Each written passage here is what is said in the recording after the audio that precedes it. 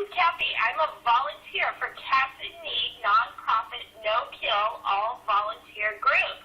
Please leave a message at the tone and we'll return your call as soon as we can.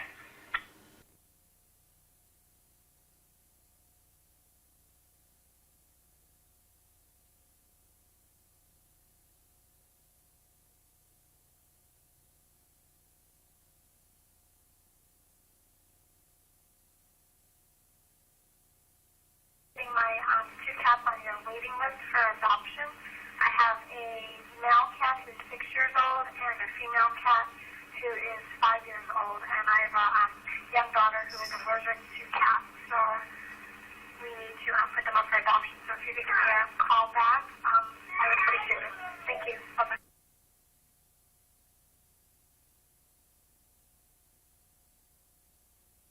We have a cat that's been here in our house for about a week now, and it's still a kitten.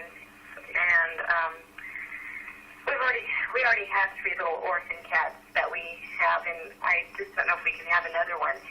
I don't want to give it to the Humane Society. It's the most affectionate cat, but it's not really cute, and it's all black, and I just don't feel comfortable with that. If there's anything that you can suggest or help me.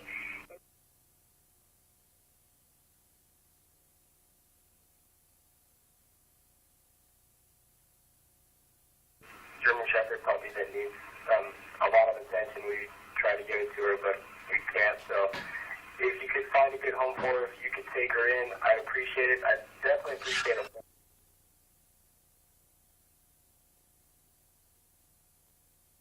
A Rottweiler that I purchased in September. He is neutered and has all of his shots, and I will be traveling, and I will not be able to keep the dog, and I'm trying to find a good home for him.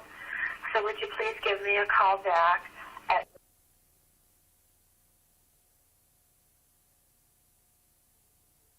We found 3 tiny kittens on the freeway, and I was given your name to see if I could bring them to you so you could get someone who could take care of them.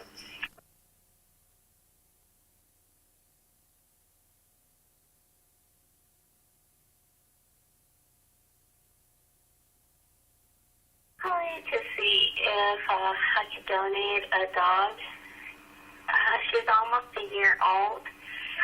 If you could please call me.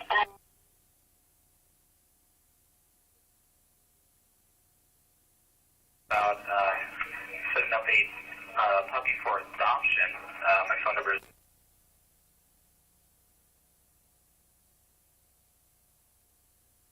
Sweet little cat that I can't take with me. I'm moving. He's 8 years old, and he needs a good home.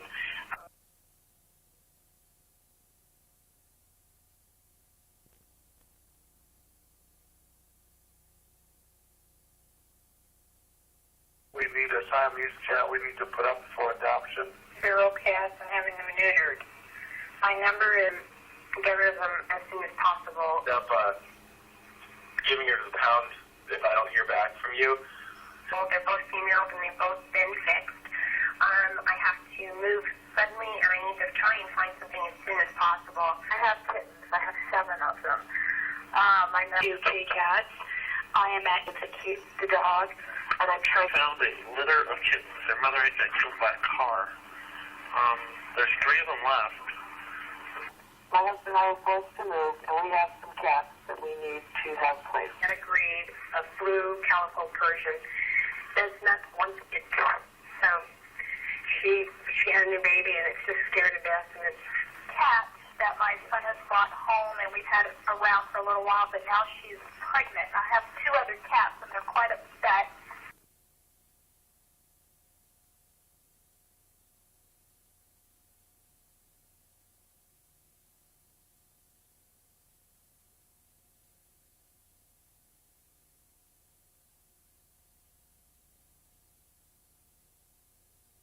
My name is Kathy Rubin, and I'm the filmmaker on this documentary, and I'm trying to put together basically my experiences in the past 3 years working with an animal rescue group. Now, the sad thing is, which I hope you got from the beginning of this documentary, is that I have the information right here. 5 million cats and dogs were killed in 1998 in shelters across the country. There's a serious overpopulation of animals in this country. And unfortunately, there's not one easy answer on how to solve this problem.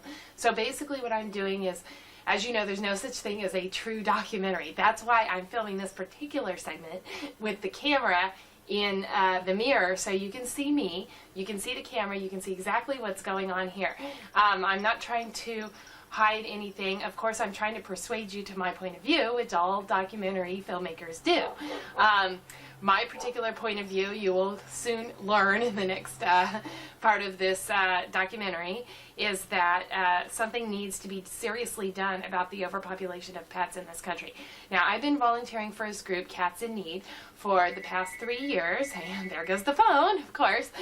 People wanting to get rid of their cats and dogs. I get about 30 phone calls a day. Hey, Bob, as the president of Cats in Need, tell me about how you started the organization. I just didn't know any better.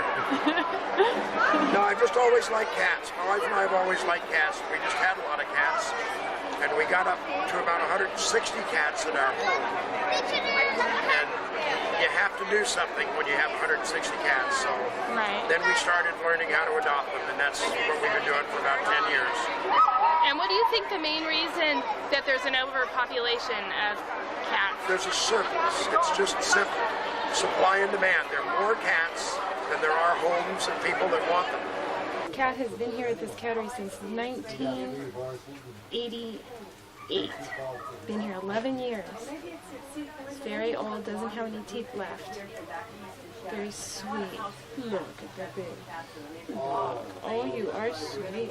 You are sweet. Yes. Yes. Poor old thing. Poor old baby. What's wrong? Are you scared? Are you scared? We can't see you too well. That's okay. You're scared. It's okay. I know. I know it's okay. We're gonna leave you. We're gonna leave you. Here we are at the cattery for Cats in Need. And as you can see, these cats are kept in very large pen-type areas.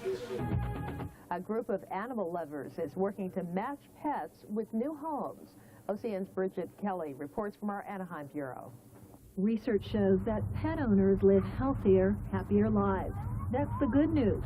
The flip side, however, is that when most people are looking for that family pet, they head to a traditional pet store or deal with a breeder for their purchase. Now, when animals aren't spayed or neutered, the problem begins. But a local non-profit, non-kill organization is trying to resolve the problem of surplus cats and dogs in the community. Now, the Cats in Need program encourages responsible pet ownership. That includes having your dogs and cats spayed or neutered. Overpopulation is a big problem, and statistics show that for every 1 human being that is born, 15 dogs and 45 cats are also born. The Cats in Need program was created in the 1980s and is run entirely by volunteers. We originally started out cats, 12 years ago, and then immediately started doing dogs because obviously there's a great need for that also. And so we've helped a lot of dogs find good homes and a lot of cats, and that's what makes it rewarding, you know. All the cats and dogs have been spayed and neutered, tested for good health, and have had shots before they are adopted out. The group also follows up with the new owners, and if for any reason, with no time limit, the cat or dog does not work out, they will take the animal back. Randy Sigmund and his family just adopted Freeway, a Bull Terrier and Dalmatian mix that, you guessed it, was found on the freeway. He feels the Cats in Need program was a great way to go. I think it's very helpful because you get a chance to see actually these animals sort of interact with other animals, and usually that's your biggest problem. Adoption clinics are held Wednesdays through Sundays at this PetSmart facility in Yorba Linda and at 5 other PetSmart locations. The store does not sell dogs or cats because of the pet overpopulation problem, but instead donates store space to nonprofit pet adoption organizations. We adopt usually, I'd say, on an average of about 4 or 5, 6 cats and dogs a week, depending on from store to store. And that's a lot of cats and dogs that would normally be euthanized and put to death. So if you're considering bringing a pet into your home, the Cats in Need program would be happy to assist you. Because as you can see, there is more than just one kind of homeless. From Yorba Linda, this is Bridget Kelly reporting, OCN.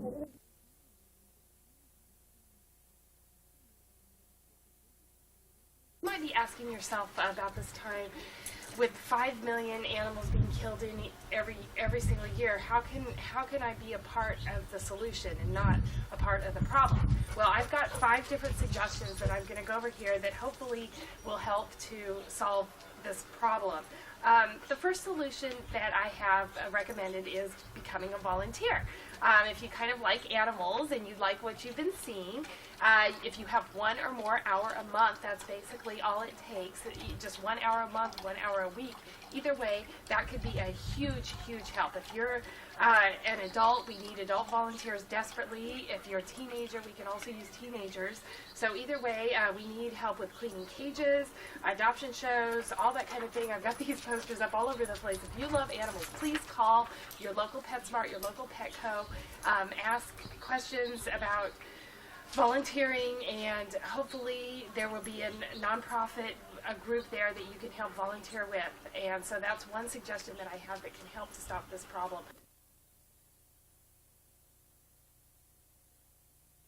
Here's Katie, one of our volunteers for longer than I've been volunteering, actually. And Katie, why don't you just tell us a little bit why you volunteer? I volunteer because I don't like to sit around home after I'm retired, so I decided I wanted to work with animals. I've done that wanted to do that for a long time. Always had different animals growing up too. I thought this is the perfect way to be involved. Boy, am I involved. The homeless now. And when I clean up the litter boxes, we would have them live on camera. Just coming through their own card set. Right. Which is that why most of us do that? Do this, do you think, as volunteers? Our reward is finding the good homes? It really is rewarding, and it's learning how to let them go after you've rescued them, even though you love them, and even though you worry. It's a high. It's a good feeling once you get to that point where you can adopt them. Right. Well, I know that's what I do it for. The high of getting them into a good home. Linda, why do you volunteer? Why do I volunteer? Yes. Because it's, in my way, a small part into their contribution to help lessen the problem of the overpopulation and to find homes for homeless animals. It's the right thing to do. It really is the right thing to do, and a person that hasn't done volunteer work should do it, should try it, because it's a wonderful feeling. It's a wonderful feeling. It really changes your life. I mean, when you realize that you can affect the life of another creature on the planet, you know. Right. All of us should contribute something somewhere, and this is what I found, because it makes you a better person, it touches the lives of other people, and it does good, you know. Exactly. And it's like a snowball. The more you get snowballs, you get other people to volunteer because they see how you feel about how you made a contribution, and it's a snowball, and other people get to do, and we just do it like one kitty at a time.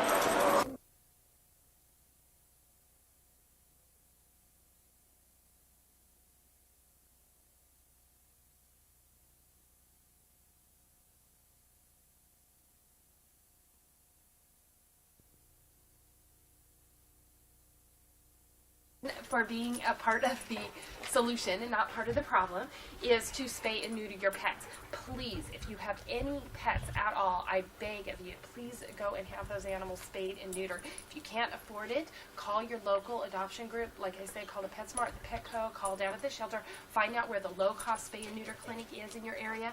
We, Cats in Need, will even pay for you to have your animal spayed and neutered. We have money saved up, and we can help out to do that. So, call us, call any of the local adoption agencies. We can help to pay for it. There's lots of groups around. Here's one. It does spaying and neutering for $15, $20. Here's one, $13.25 to have a cat spayed, $44 to have a large 100-pound dog spayed or neuter. Let's see, that's spayed. Neutered is only $34. So there's lots of places around Orange County, all over the nation, that will do very, very low-cost spay and neuter. So there's also groups like Animals and Actors for Others that will help subsidize spay and neuter costs. So it's a very easy to have done. It's a very simple process. You take them in the morning, have them spayed and neutered, and you pick them up after work. Please, that's one way that you can really, really contribute to helping solve the overpopulation problem. To take these guys to recover after they've had the surgery? Usually they're up and eating probably within 2 hours after the surgery. They're playing the next day. There's probably a little soreness for the females.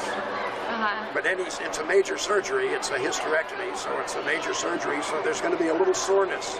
Right. But they recover much quicker than a big cat. They heal faster than the older cats. They heal faster. It's a simpler surgery on the kittens. Oh. There's virtually no fat, so you cut into them, and they're right there. You can take care of business and sew them right back up. And it's a very short, quick surgery, probably 5 or 6 minutes to do a female. The males are even shorter. The tricky thing is making sure that they're anesthetized right, but anesthesia is applied by weight. So a good vet would weigh them and use the formula to determine how much anesthesia to give them. And that's really all there is to it. I have 7 of them. My number is 71 Tiny Kittens on the freeway. We recently found a litter of kittens. 3 Scotty puppies that I'd like to put into the Pet Smart wall, but now she's pregnant. I have 2 other kitty and a string, and I can keep it be weaned. I found out today the mother is limping very bad, and there is a Tom that hangs around all the time. That Oreo had her kittens yesterday. We have 4 more members of the group. That you might be able to help me out. I've got 5 little puppies that are 8 weeks old, and I can't seem to find anybody that would like to have one, and I don't want to take them. Feral kittens. You've heard, or you're going to be hearing, our actual phone calls that came in, people wanting to get rid of their animals. I placed the camera over to the answering machine for a period of approximately maybe a month, recording phone calls that were coming in, and as the documentary filmmaker, of course, I've chosen the ones that I want you to hear. Actually, I tried to think, to have a few good ones come in that I could put into the tape, and there really weren't any. So these are the actual phone calls that did come in during that period of time, people wanting to get rid of their animals, and I don't believe I got a single phone call of someone wanting to adopt an animal during that time. So I truthfully do get several phone calls a month, people wanting to adopt animals, good people, good homes. But most of the phone calls I get are like the ones you've heard, or you're going to hear. I don't know how I'm going to edit this tape together yet. But it's a really sad thing what's going on out there. And I think most people just don't realize that there's that high of a number of animals being killed on a daily basis, minute by minute, and it's just something that we need to take responsibility for as a community, as a whole, as a human race. We need to take responsibility for these living creatures that share the planet with us.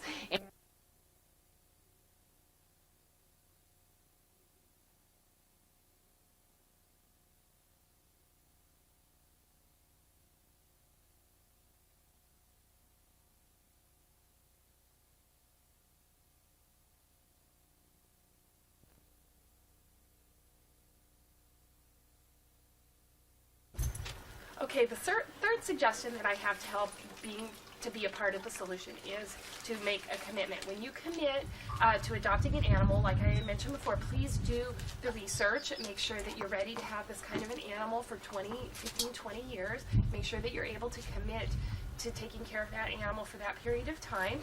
If you are moving to an apartment or a new home, these guides are available in the front of any supermarket, and they look like this. There's all different types, and if you look in the back, or in the middle, sometimes in this case it's in the back, it has a list for pets, and there's dots, the places that accept pets. And I would say over half of these apartments in this guide accept pets. Now you need to call to find out how many pounds, what size, but there are places that do accept animals. So moving, really, you can, if you put a little bit of effort, a little bit of energy, you can find a place that will accept animals. It's not a reason to get rid of your animal. There's a lot of mobile home parks that will accept animals. There's lots of things that you can do if you do need to move.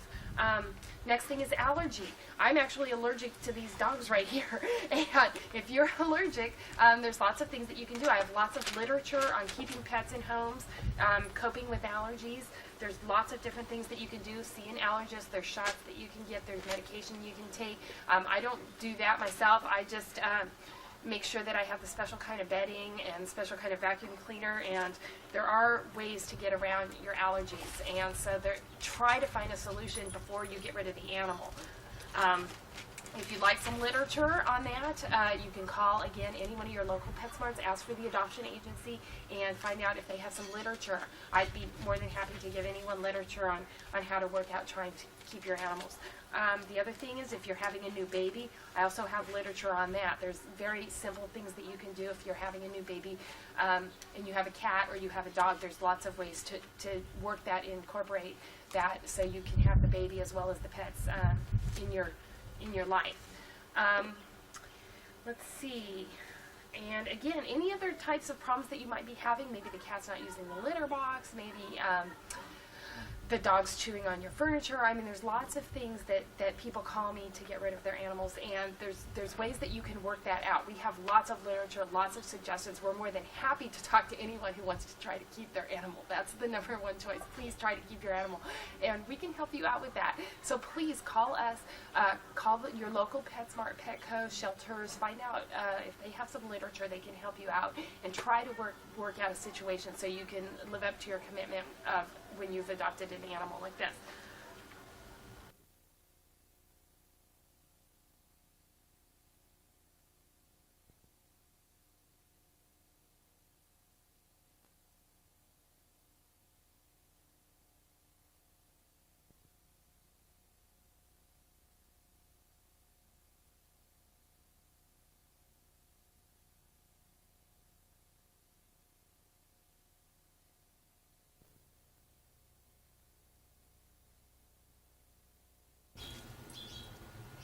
Okay, this is the number 4 suggestion on how you can be a part of the solution. This is for you taxpayers. This is for you people who maybe don't care so much for animals, but you are worried about your taxes and how your tax dollars are being spent.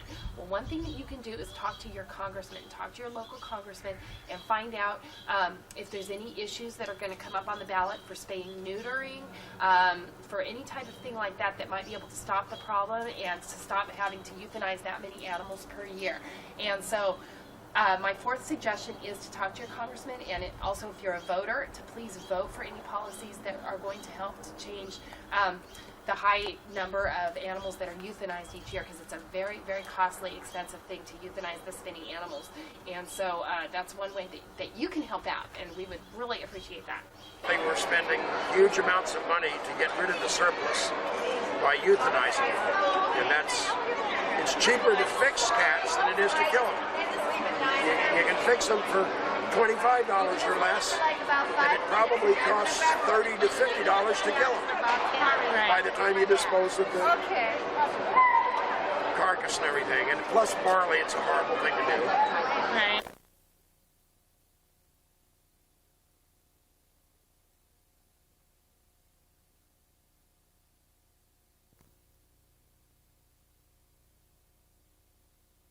Final suggestion, if you'd like to help be a part of the solution, not the problem, is if you are thinking about adopting an animal and you've done a research and you know that it's time, you're ready to adopt a cat or a dog, please adopt from a rescue group or a shelter.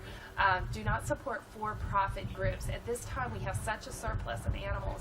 It really is best if you can help to support shelters and nonprofit rescue groups like ourselves. I have a list here. This is a breed rescue list, and these are all rescue groups that rescue purebred cats, dogs, rabbits, all different, any type of animal that you could possibly want.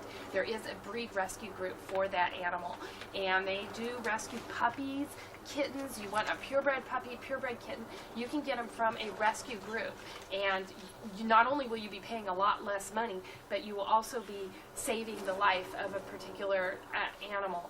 And there's lots of beautiful animals that are being put to death every single day. I've gone down to death row at the shelter, and I have seen beautiful purebred dogs, beautiful cats that are being put to death. And if you are looking to adopt, again, please, we can find any type of animal that you're looking for. You want a declawed cat, you want different type, long hair, short hair, you want a certain color. I mean, we can usually come up with pretty much any type of animal that you're looking for. Now, I do urge you, though, to spend some time with the animals and pick them based on their personality more than on their just their appearance. I've made that mistake before, adopting a certain type of animal because of their appearance, and it's really more important to find out what their personality is like, because you're going to be spending, like I said, another 20 years with this animal. So you want to make sure it is an animal that you get along with. It's a type of personality that you like and that you can live with and all that kind of stuff. Now, this is Mars, and he is available for adoption. I'm fostering him right now. In fact, most of the animals that you've seen on this videotape are available for adoption. Almost all of the cats and dogs that you've seen on this videotape are available for adoption. So if you're interested in this guy right here, or any one of the other animals that you've seen, please contact your local PetSmart, Petco. Ask for Cats in Need in particular if you're interested in one of these. If you don't live nearby to one of our groups, there are lots of other rescue groups, lots of shelters who have dogs and cats just like the ones that you've seen on this video that need good homes. They need someone to take them home. And if you're thinking about adopting, please support rescue groups. Please support shelters and help to try to solve this problem.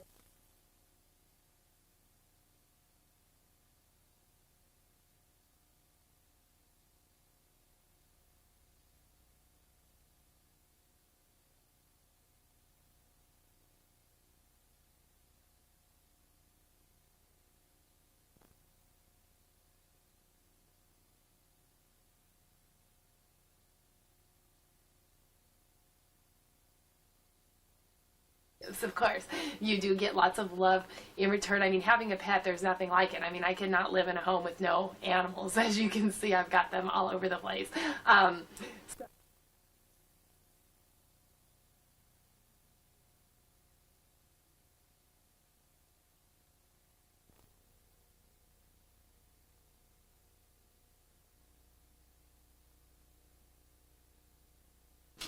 Okay, well, here I am, finally down to the wire. I just finished editing the last shot on there, and now I'm going to film this and pop it right on at the end of the tape.